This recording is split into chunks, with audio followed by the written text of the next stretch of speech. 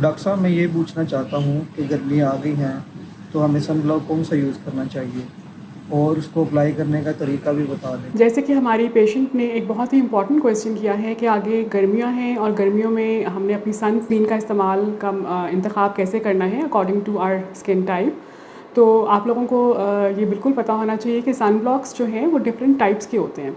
हर sun block हर patient बंदा नहीं use कर सकता। कुछ लोगों की स्किन जो है वो ड्राई होती है और कुछ लोगों की स्किन जो होती है वो ऑयली होती है।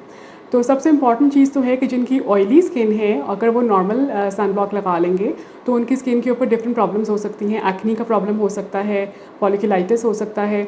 तो हमें सबसे पहले ये पता होना चाहिए कि जो ऑयली स्किन वाले लोग होते हैं उनके लिए सीबम कंट्रोल सन ब्लॉक्स मार्केट में अवेलेबल हैं, जिसके आगे SC लिखा होता है।